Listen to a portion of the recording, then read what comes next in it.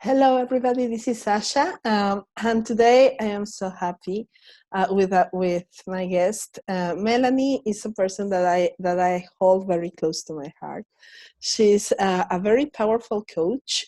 She's an expert in conscious relationships and embodied presence. And one thing that I adore about her is her depth. I had the chance to work with her during our certification program, and she was maybe one of the most powerful catalysts that I had during our practices, because she gave me permission to explore the depth of my magic and power. And that requires in itself a level of magic, presence, and power that not everybody has.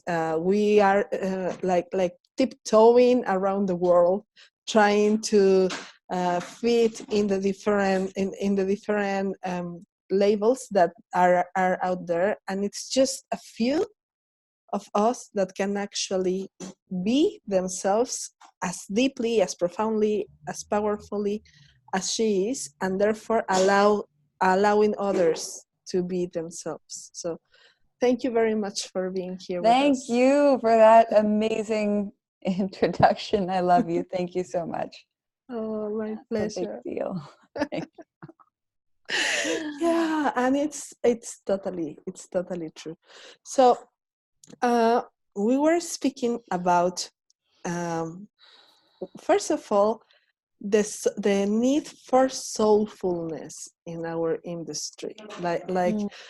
We were just having an amazing conversation about how what we felt attracted to about coaching, about the industry where we are, is the deep transformation possibility that it offers, right? Absolutely. Would you tell us a little bit more about it? Well, you know, as two people that were drawn to this work for this one similar reason, but also for our own very personal reasons. You know, when I think about especially this, right, like with what we studied for, which was the sex, love, and relationship coaching, the possibilities that it presented for real transformation, for me, were rooted in the fact that if it was about sexuality, if it was about love, if it was about relationships, it had to be experiential, and it was body-based. So this was an opportunity to bridge amazing, inspiring concepts around spirituality, around psychology, around philosophy, and funnel them into something that the life that we are can actually experience. You know, which I find, and I that's what drew me in. That the potential for that, right? To not just have these amazing lessons or ideologies or dogmas or philosophies be like symbols that we're really excited about and we love, but inside we're still feeling tense, nervous, anxious, in pain, disembodied. No, what the fuck is this for? It's like, this is where it's at.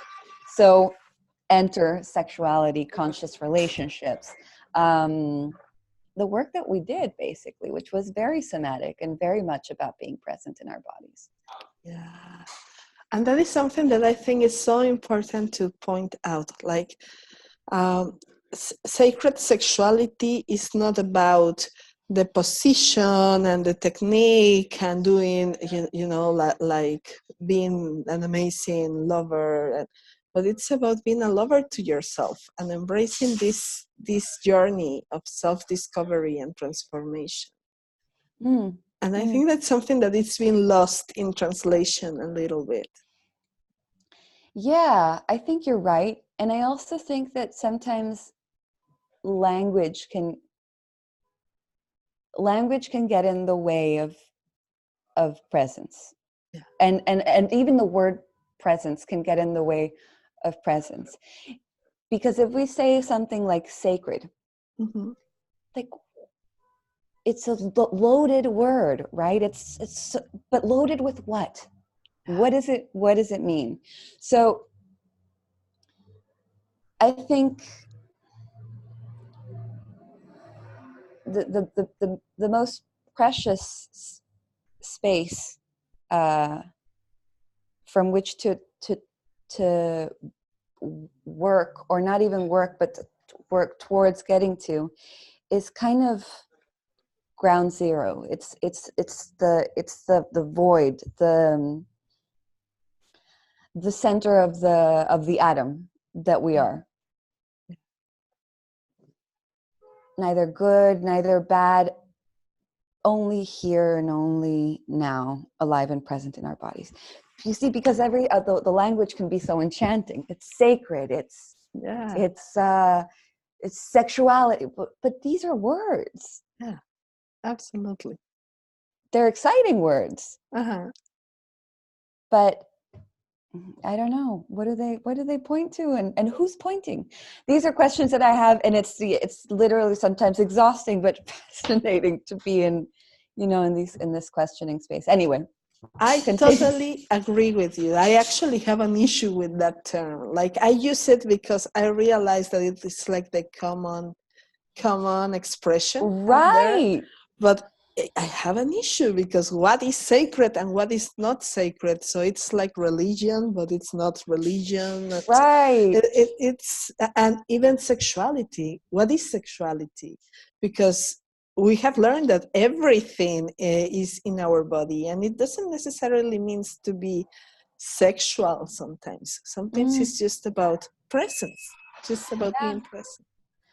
I mean, I do feel like now that you say sexuality, I feel like maybe it's an energetic flavor, and like, let's remove the sort of esoteric connotation of energy. I just mean, like, we feel things in our bodies.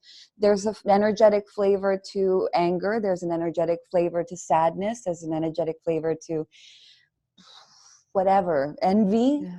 There's an energetic flavor to tenderness, and there is an energetic flavor to sexuality, which I suspect is probably because our brain pharmacy is creating certain chemicals that, activate probably, the area of like our inner thighs, our genitals. It's, we're these beautiful living machines filled with emotions. I love that. Yeah. So what I'm hearing is that, not what I'm hearing, what I would like people to know is that we are not just speaking about sexual coaching or sexuality coaching. We're speaking about deep transformation processes that are rooted in our bodies. Yes, absolutely. Absolutely. And just a thought on even the word transformation. It's like, what would be better?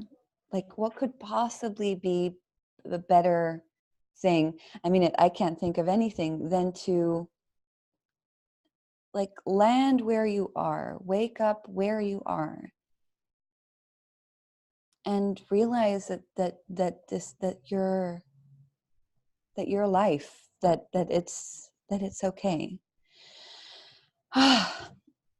So yeah, like this, I think that even like transformation can sometimes give us this, it's given me this sometimes the sense of like, I have to become something else. I have to become something else. I want to be that version of myself, or those are qualities that I want to cultivate. And that's all good. We're like, I don't know what we're doing, but what about this? it's hard to play with a full deck when you can't even count the cards you've got on your hand because someone told you, no, like you got the Rider Tarot, you should get the Osho one. Like, what are we working with here and now? Right? Yeah. I love that. And I'm just blown away because that is so true. Like sometimes we focus so much on transforming that we are not present in what we are, and we are not welcoming what we are right now. And therefore we are not living in who we are right now. Which is the only place that your life is. And this is not even like trying to be poetic or like, no, you're the life that you are, your beating heart, your what breathes your lungs, what moves your body, all of this like movement of my arms right now, the thing that sees, that's able to blink your eyes, this is always here and now in a very basic, no frill way. So if we're bamboozled with a desire, a mirage, fine, great, like desires are there. Mm-hmm. But if the level of engagement and obsession with that becomes so intense that we forget that this is where our life is, we relinquish our power. Absolutely. Our actual power, not the idea of power, not this I'm so powerful. No, the actual like electric impulses that are mobilizing your body from moment to moment. It's like sleepwalking. Literally that's where life is happening now, and we are missing it. We can't even miss it. There's so many strange, like it's a riddle. Uh-huh. It's a riddle. But you're right. Sometimes it does feel like we're missing it, because sometimes I have that thought like, holy cow, I'm 35 years old. And so much of it feels like it's been just a daze that I've been in. It's like,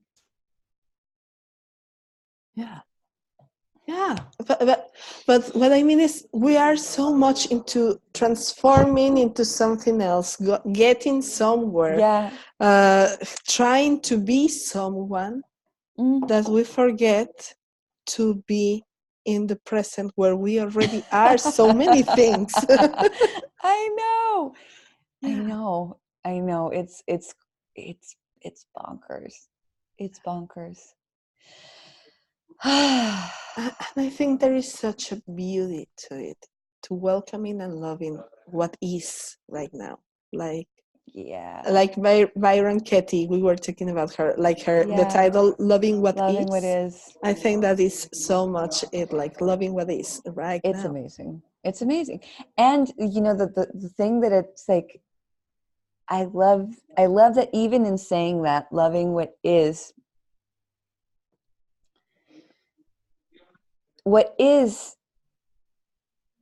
immediately isn't, and something else. So there's this kind of like flowing water nature to the present that's it's ineffable. It's you can't hold on to it. And I feel like such a big part of us is hell-bent on declaring the isness of things as if it could be static. Mm-hmm. When maybe to the sort of level of mind it can be, and that's fine, but not to life itself, not to that heart that beats anew every time. I don't know, there's something kind of amazing there. Like we're talking about something that's so simple, but I feel like it's explosive what's to be met in that simplicity. You are making me think about this concept of light, the sun that we see in our sky, being a reflection of the past, because it's not there anymore, right? Like the light that we are seeing right now, it was like the sun emanated a long time ago, right? Yeah, it makes me think about this constant flow of life. So it's so interesting, and about this very Buddhist perception and Zen perception of just being in a state of letting life flow and not holding to anything, but just letting it flow through, and that expansion that it means. Yeah, it's liberation. Yeah. And even like, I mean, there's so many little mysteries there. Even like, I think of the word flow, and even the word flow has this implication of like things like a long horizontal, trajectory. But what if the moment comes and disappears and comes and disappears and comes and disappears? Is it a flow? There's so many questions. I mean, like, we can go down this rabbit hole and never, ever have an answer, or just end up with silence as the only answer we could possibly fucking give. But it's fun. So it's like, wow. What are we doing? What are we doing? Nothing. And I love that. I think the expression that you chose that describes you is so accurate, like embodied presence, because that makes me think a lot about the accuracy of being present in your body. That's like the one thing we have right now, right? It's one thing we can actually taste and feel and touch and be in this body, and how to be present inside this body to find all the answers that we need. Yes. And again, with language, like the words like embodied and presence, they've been like, they're covered in fairy dust, and I love that. And we can all have such different flavor. Like when we say these words, we can mean different things for sure. So but I would, if I could find a more stripped down way to say it, I would. And I'm still thinking about it, because it's like, I don't want to take you anywhere. I don't want to take you on a fucking journey. I was like, you can go on your journey if you, but I want to bring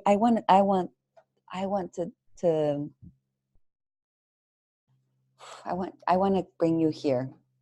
Yeah. Does that make sense? It's hard to put these things into words sometimes. I think I can speak from my own experience here. And that is what you did to me. You allowed me to go into my own possibilities and to embrace my own possibilities, giving me permission to be whoever and whatever I wanted to be from that moment on. And I think for me that was a transformation, yet not a transformation. It was more a welcoming of who I was. There, I love that word. That's a big one. That has a lot of, it resonates a lot. Welcoming. Yeah. Yes, that's exactly, that's an important word. And I think that there is so much healing in that, because we are so busy trying to be somebody else, something else, trying to put a label on, trying to become, that we forget to welcome that which is actually our possibility and our being and our essence. Yeah, absolutely. Absolutely. And to allow ourselves to feel welcomed by life as us. Yeah.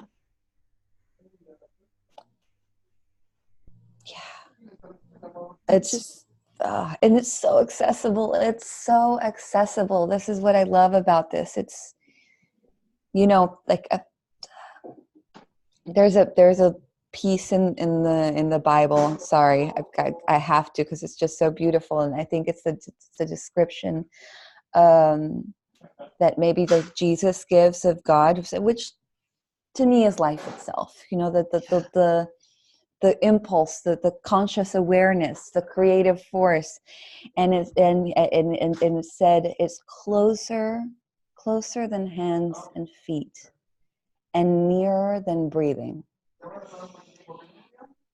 And what is more inherent in any living thing than that very essence of who and what they are, stripped down from any kind of pomp or identity or excitement.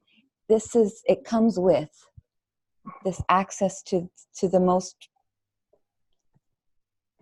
to the safest, most profound peace. It's inherent in our makeup, like literally. It's such good news. Yeah. And it's somehow makes me think of the cosmic glue. I remember my a teacher telling me about our atoms and cells, and you know how if you went to a very microcosmic level, you would see that there is just a space in between, that there is nothing really stuck together. And I think that this space in between, that is keeping it together, this potential is what you were just describing, like this essence of everything that can be. I think that maybe the people that is listening to us is like, okay, they are crazy. What are they smoking? Yeah. Kids, don't try this at home. I mean, like, granted that this conversation living daylights out of a lot of people. We can definitely see how we can integrate some more pizzazz, but I think these are important. These are important things. Yeah. And you know, you'll have other interviews that are going to be probably a lot more down to earth. But I love this because it's so important to be able to approach this possibility and this essence, this being. And I love the description that you gave. I didn't know it. I don't. I am not a very Bible versed person. You're not? No, I mean I know some stuff, but I am not like. I can't really recite anything. You don't go to sleep with a Bible by your bed. Okay. Yeah, not necessarily. It's hard. But I love that. I love that because it makes so much sense. I agree. You know what the wild thing is, though? We're talking about something that seems as if we were going like way out into, you know, like outer space with like the craziest weed that we could ever smoke. But we're talking about something that's so, it's pretty much as nitty gritty basic as it gets. Yeah, it's life as us. And now coming full circle, like a little bit discussing the elements of sort of how we relate to each other, how we relate to our partners, how we relate to our bodies, how we relate to our physical experience, to whether it's pleasure or emotions, or it is that life. It's that life, that one that we've just spoken about, you know, in these like amazing, perplexing terms. That's what's experiencing every single thing. So relationships can become a portal through which to connect to that essence. Sex can become a portal through which to connect to that essence. All of these experiential aspects of being alive that are so important, that drive so much of what we do. This, you know, it's like what informs our lives more, especially in our cultures where we have a roof over, or our like our Western world, where so many of us don't. So it's like I have to. There's a lot of disparity in how our needs are being met in the world today. It's a whole nother subject to cover at another point. But I'm saying, when your basic needs are met, your need for, you know, food, your need for shelter, your need for safety, our need for love, and our desire to connect basically runs our lives. Yeah, absolutely. So I feel like we can use these, we can use the moments where we come in contact with other people, where we come in contact with our own physical animal, to undo the blocks that keep us from our awareness of life as us. Yeah. To come home, the welcoming, what you spoke of, welcoming, welcome home. I love that. Yes, just, yeah. Oh, So, oh, what a journey. I love yeah, it. And it's accessible to everybody because it's already inside of everybody. it's what makes you. There's no part of you that isn't that. Yeah. No part of you. Try to find one. Yeah. No. And this accessibility and this wisdom and this awareness of what lies inside of our body